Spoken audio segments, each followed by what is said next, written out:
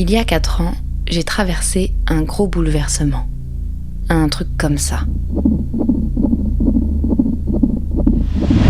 Et oui, moi, je suis devenue maman. Si je te le dis comme ça, c'est que ça n'a pas toujours été évident pour moi. Faire des enfants dans ce monde qui part en vrille et dans lequel j'ai tant de mal à trouver ma place, c'était pas évident. Jusqu'à ce que je rencontre mon amoureux. Alors oui, je sais, c'est peut-être un peu niais dit comme ça, mais je t'assure que c'est vrai. Assez vite, après notre rencontre, on s'est confiés tous les deux qu'on s'imaginait avec des enfants. Ensemble, ça nous paraissait évident. Alors main dans la main, on a découvert l'immense bonheur de devenir parents, de découvrir un être qui vient de nous, d'eux même, parce qu'en fait, je suis retombée enceinte assez vite après mon accouchement. Le contact de la peau sur la nôtre, les plongées profondes dans son regard, les échanges de sourires, les gazouillis, sa main qui se referme sur le doigt, les premiers pas, les premiers mots, tout ça.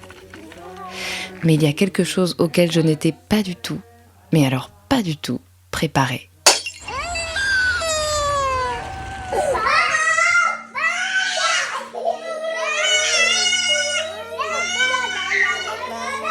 Et en fait, tout ça, ajouté à la pression de vouloir bien faire, d'être un bon parent, la pression financière, la gestion du quotidien, les tournées de linge, un minimum de ménage, trouver un mode de garde, aller bosser, revenir, le tunnel du soir, faire face au Covid, tous ces petits riens qui font le quotidien et qui s'accumulent et qui personnellement m'ont amené plus d'une fois à clairement manquer d'air.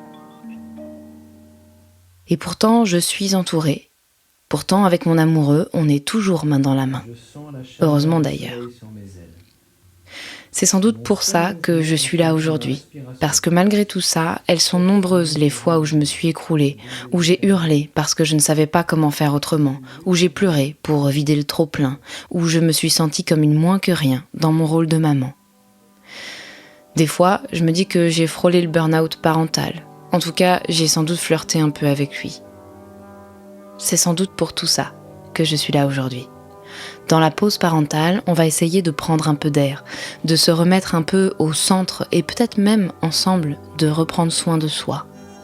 Je suis Marie Rivière, professeure de yoga, et on se retrouve le 20 mars dans la pause parentale.